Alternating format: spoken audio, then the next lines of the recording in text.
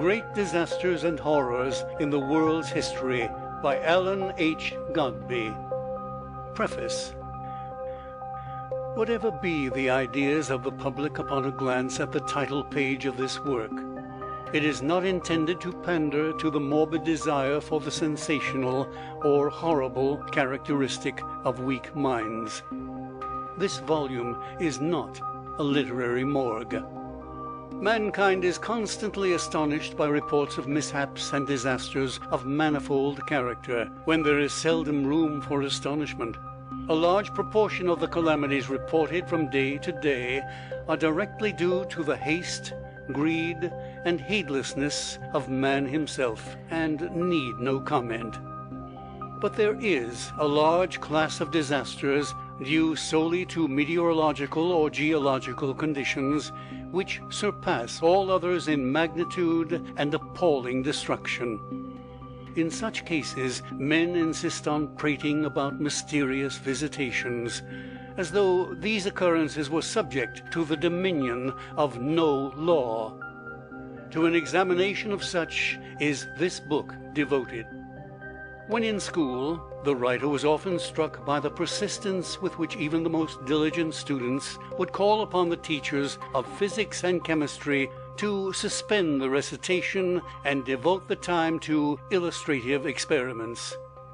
Physical geography was constantly pronounced very dry because of the scarcity of opportunities for illustration. The writer has endeavored to present, in a form acceptable to the popular palate, the general principles of the storm and earthquake so far as they are understood, and numerous narratives of great disturbances have been inserted that a clearer conception of the magnitude of these agencies and their relative importance may be attained by the reader. Much care has been spent in steering between Scylla and Charybdis.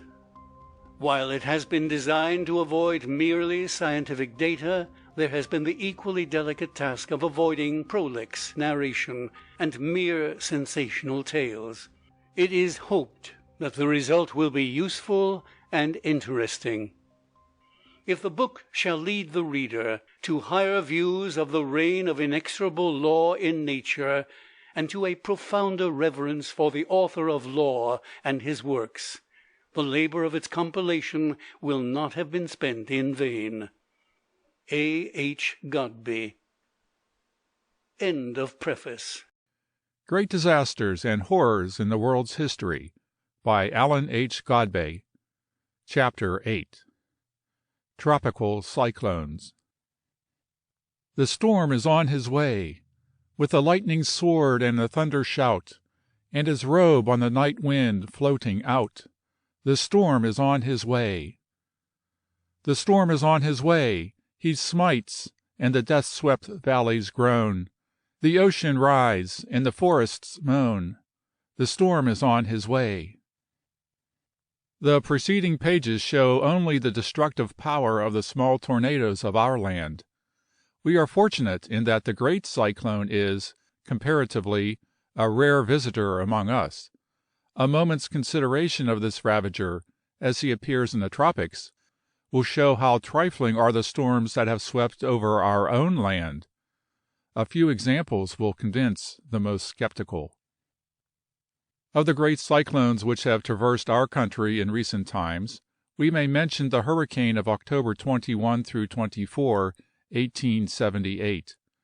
General Greeley says, "It first damaged buildings and sank vessels at Havana.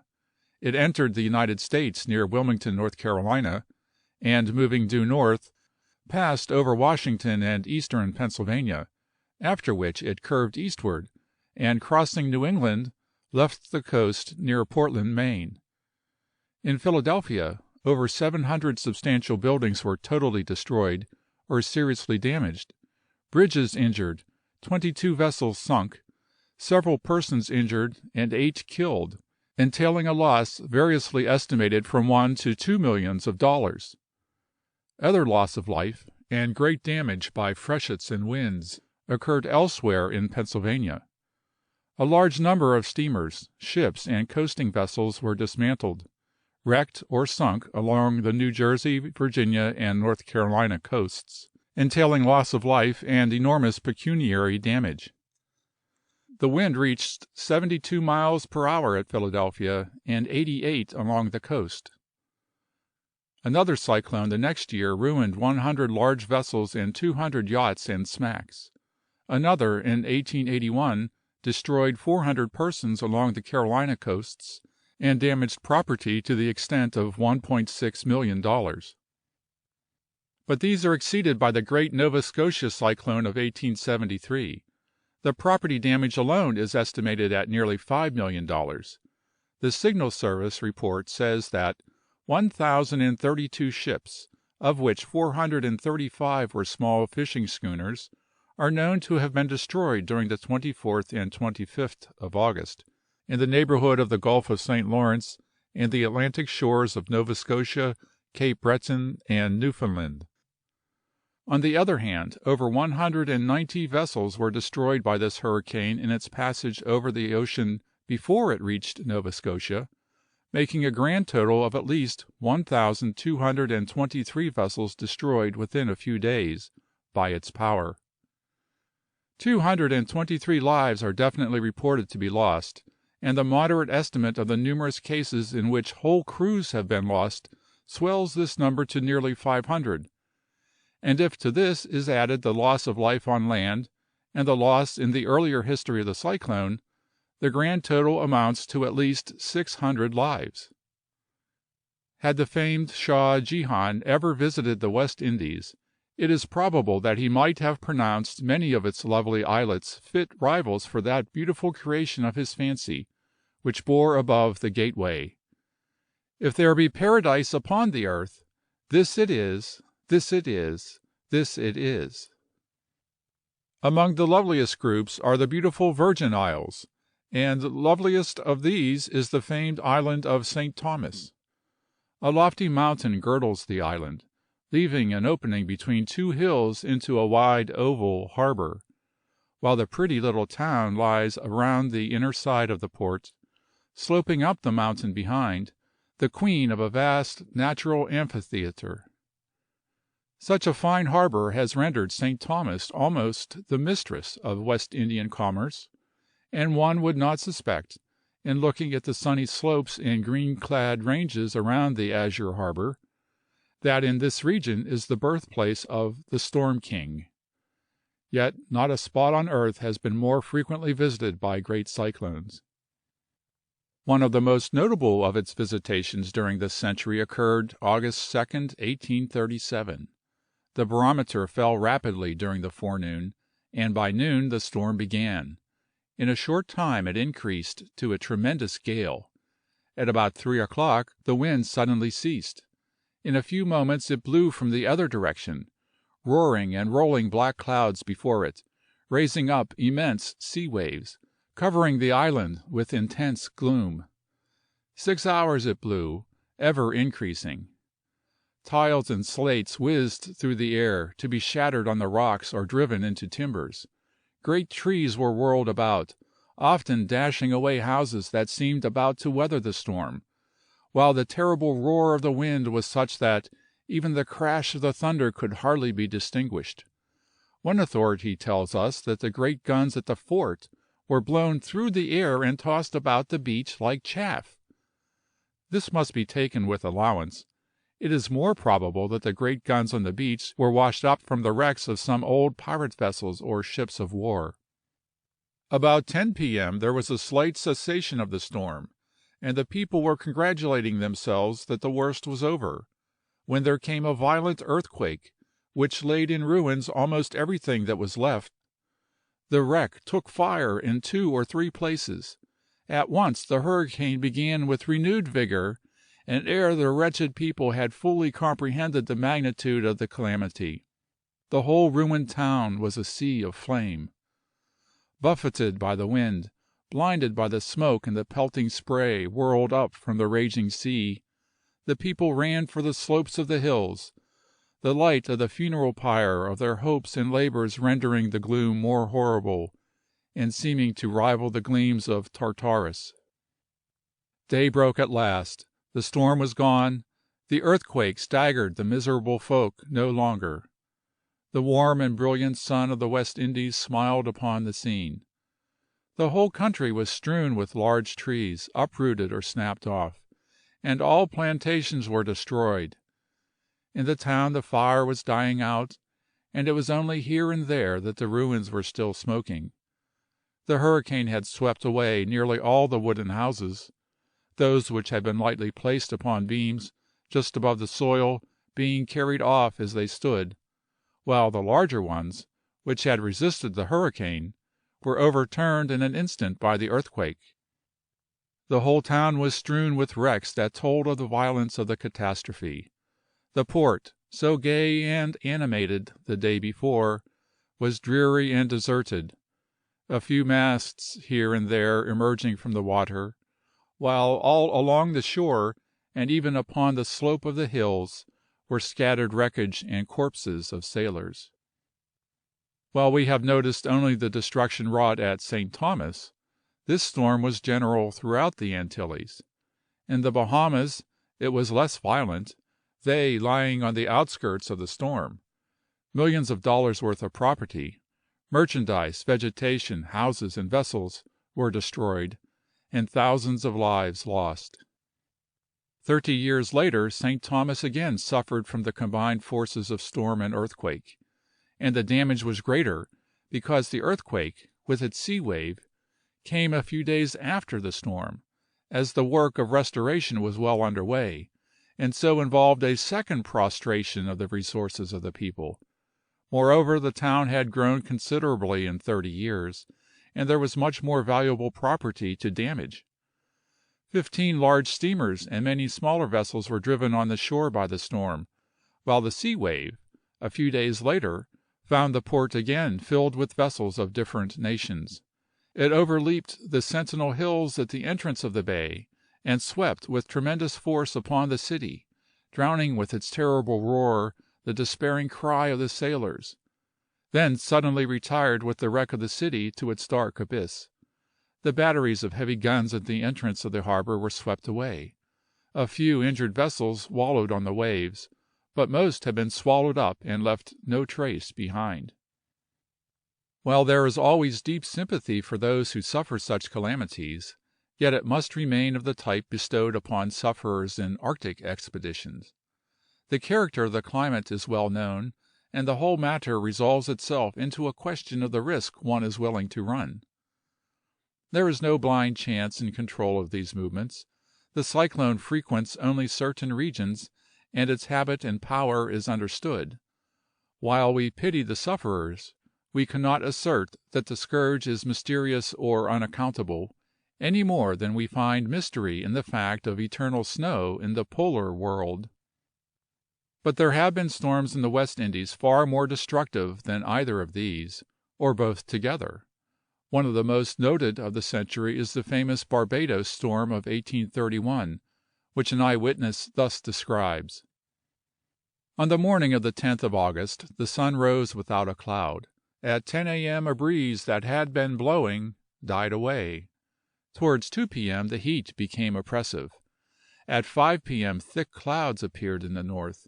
Rain fell, and was succeeded by a sudden stillness, and a dismal blackness all around, except towards the zenith, where there was an obscure circle of imperfect light. Till 10:30 p.m., however, there was no sign of change. Then lightning appeared in the north, and very unusual fluctuations of the thermometer were observed. All this time the storm was only approaching. After midnight the continued flashing of the lightning was awfully grand, and a gale blew fiercely from the north and northeast.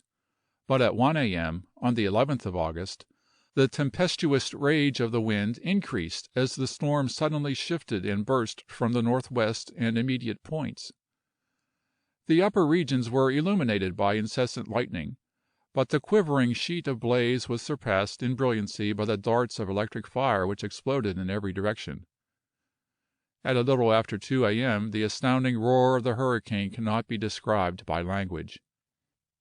About 3 o'clock the wind abated, and the lightning ceased for a few moments at a time, when the blackness in which the town was enveloped was inexpressibly awful. Fiery meteors were presently seen falling from the heavens. One in particular, of a globular form and a deep red hue, was observed by the writer to descend perpendicularly from a vast height. On approaching the earth it assumed a dazzling whiteness and an elongated form, and on reaching the ground splashed around in the same manner as melted metal would have done, and was instantly extinct. It is evident that the coincidence on this occasion with the day on which the earth is known to pass through the august belt of meteors rendered the effect of this great storm at Barbados more striking. It is not safe to assert that there was any relation between the phenomena. A few minutes after, the deafening noise of the wind sank to a solemn murmur, or rather a distant roar, and the lightning, which from midnight had flashed and darted forkedly with but few momentary intermissions, now for nearly half a minute played frightfully between the clouds and the earth with novel and surprising action. The vast body of vapor appeared to touch the houses, and issued downward flaming blazes, which were nimbly returned from the earth upward. The moment after this singular alteration of lightning, the hurricane again burst forth from the western points with violence prodigious beyond description, hurling before it thousands of missiles, the fragments of every unsheltered structure of human art. The strongest houses were caused to vibrate from their foundations, and the surface of the very earth trembled as the destroyer raged over it. No thunder was at any time distinctly heard. The horrible roar and yelling of the wind, the noise of the ocean, whose frightful waves threatened the town with the destruction of all that the other elements might spare, the clattering of tiles, the falling of floors and walls, and the combination of 1,000 other sounds, formed a hideous and appalling din. About 5 a.m. the storm abated. At 6 o'clock the wind was at south. At 7 o'clock southeast. At 8 o'clock east-southeast, and at 9 o'clock the weather was clear. The view from the summit of the cathedral tower, a few hours later, was frightfully grand. The whole face of the country was laid waste. No sign of vegetation was apparent, except here and there small patches of sickly green. The surface of the ground appeared as if fire had run through the land, scorching and burning up the productions of the earth. The few remaining trees, stripped of their boughs and foliage, wore a cold and wintry aspect, and the numerous seats in the environs of Bridgetown, formerly concealed among thick groves, were now exposed and in ruins. One peculiarity noticeable was that in some places trees, timbers, and many other objects presented a scorched appearance, as though subjected to intense heat. The reason of this is not clear, as unusual heat was not perceptible after the beginning of the storm by anyone. It may be that this was produced by unusual quantities of electricity escaping through imperfect conductors, for we learn from other phenomena that during this storm there was an unusual state of electrical tension in the atmosphere. Sparks occasionally leaped from the heads of persons out of doors.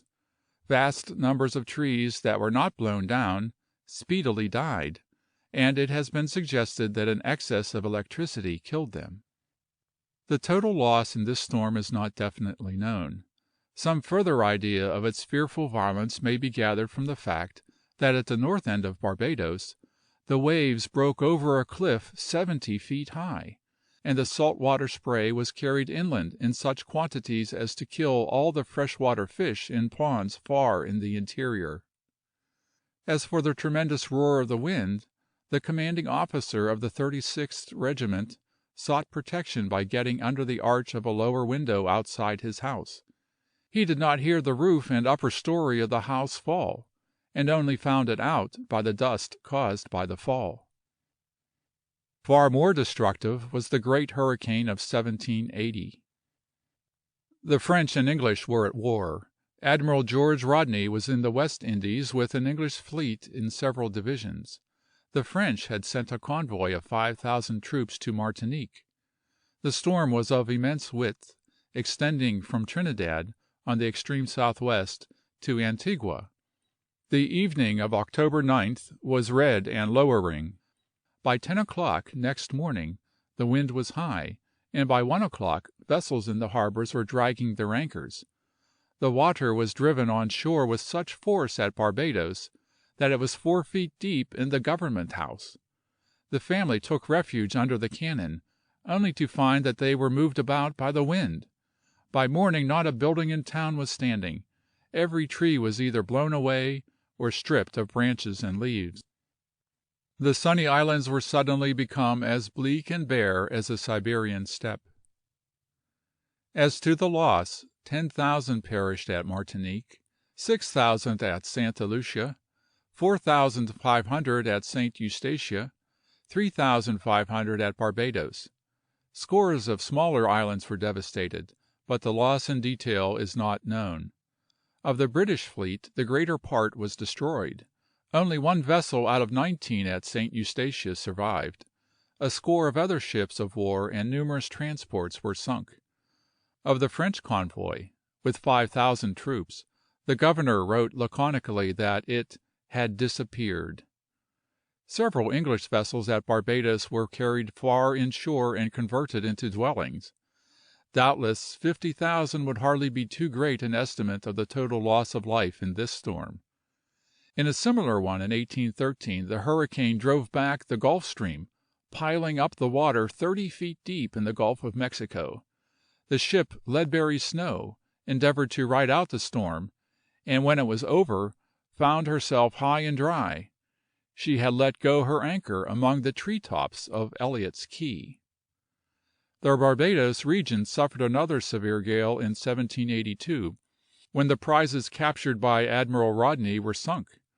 A number of merchant vessels and 2 English warships foundered, and 3,000 lives were lost at sea alone. The temperate zone has its occasional hurricanes, though they are by no means as powerful or as frequent as those of the tropics. It is stated that in the year 944, 1,500 houses were destroyed by a tempest in London. In the year 1090, it is recorded that a violent storm overturned 606 houses in London alone. Terrible as is the destruction of the cyclone in the western world, its fury here cannot give a fair idea of the awful havoc it makes in oriental regions. All through the Malay archipelago, along the coasts of China, Japan, the Philippines, Hindustan, and farther India, the ravages of the Storm King have been appalling, far exceeding even the terrible hurricanes of the West Indies. Hindustan affords peculiar facilities for destructiveness of cyclones. Both its great rivers flow, for the latter part of their course, through low alluvial plains, and their deltas extend into the ocean directly toward the region of monsoons, so that a hurricane may send a great tidal wave up the river, while the low rich plains for miles around are but few feet above tide water, and teem with a population attracted by the amazing fertility. So a sudden great storm may totally submerge, without any warning, hundreds of square miles of these fertile tracts, with all their inhabitants. Even when the sea wave is not added to the horrors of the storm, the losses are fearful. A cyclone at Calcutta in 1867 destroyed 30,000 houses, wrecked or sunk 600 ships and smaller vessels in the river, and killed 10,000 persons in the city alone. When to this is added the havoc committed by the storm, 100 miles wide, in the rural districts, as it traveled on toward the foothills, it is clear that every reader may be devoutly thankful that such terrible visitants are altogether unknown in our land. Terrible as this storm was, there was a greater one on the 5th of October, 1864. About 100 ships were lost, and over 60,000 persons perished, 43,000 in Calcutta alone. It was accompanied by a bore on the Hooghly, the water rising 30 feet, which is 10 feet higher than the highest spring tides. Whole towns were nearly destroyed. It indicated its approach for several days, and Captain Watson, of the Clarence, seeing the barometer falling, knew a cyclone was approaching, and saved his ship by steering out of its range.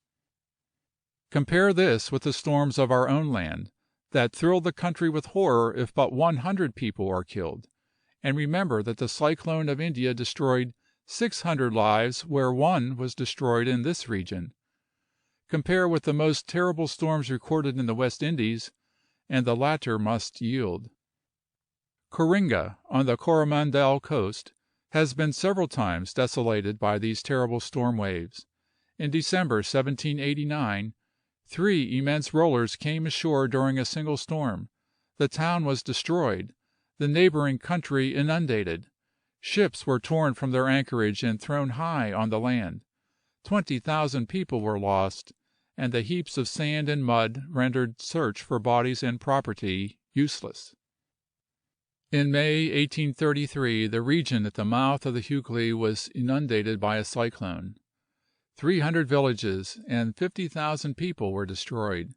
In June 1822 Burasel and Bakargunj, at the mouth of the Ganges, were overwhelmed, and 50,000 persons drowned.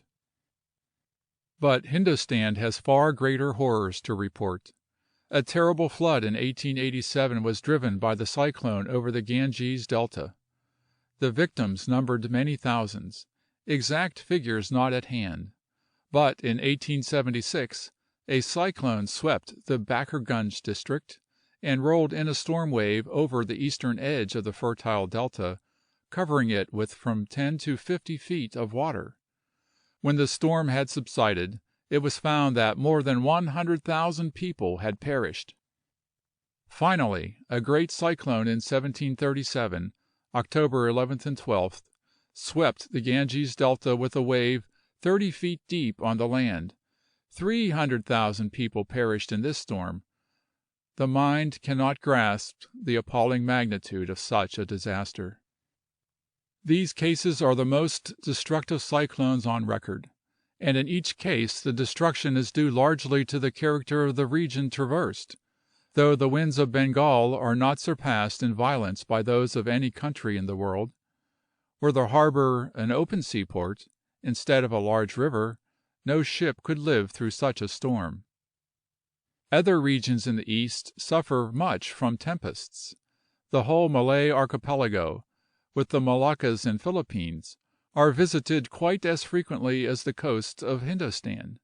A cyclone that swept the Philippine Islands November 6, 1885, destroyed 10,000 people and millions of dollars worth of property. The same character of storms is frequently met with in the Japan and China seas, where it is known as the typhoon, our anglicized spelling of the Chinese title typhoon. With one example of the power of this storm this chapter must close. In the narrative of Commander Hall, of the British Navy, is found this description of a typhoon that occurred at Hong Kong, July 21 through 22nd, 1841. For days previously large black clouds appeared to settle on the hills on either side.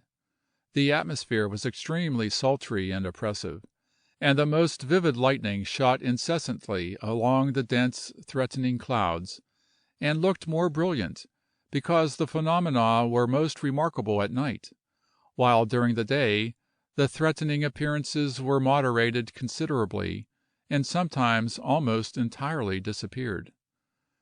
The vibrations of the mercury in the barometer were constant and rapid, and though it occasionally rose, still the improvement was only temporary. A storm was therefore confidently predicted. Between 7 and 8 o'clock in the morning, the wind was blowing very hard from the northward, or directly upon the shores of Hong Kong, and continued to increase in heavy squalls hour after hour. Ships were beginning to drive, and the work of destruction had commenced on every side. The Chinese junks and boats were blown about in all directions, and one of them was seen to founder with all hands on board. The fine basin of Hong Kong was gradually covered with scattered wrecks of the war of elements. Planks, spars, broken boats, and human beings clinging hopelessly for succor to every treacherous log, were tossed about on every side.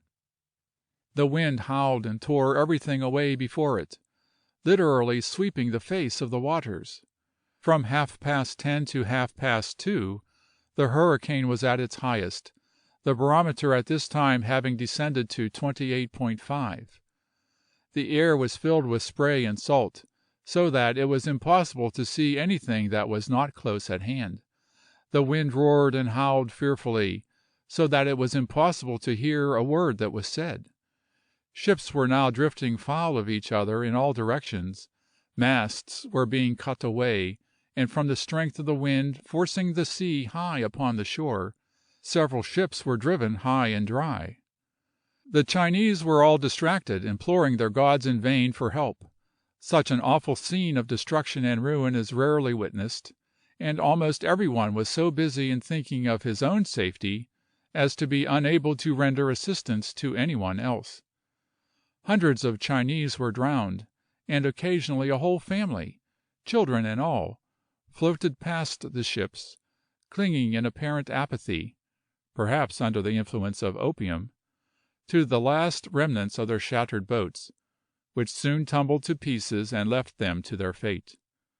On the 26th another typhoon occurred, but not so severe as the first. The storm at sea presents a class of peculiar dangers and a variety of thrilling experiences such as the landsman never knows.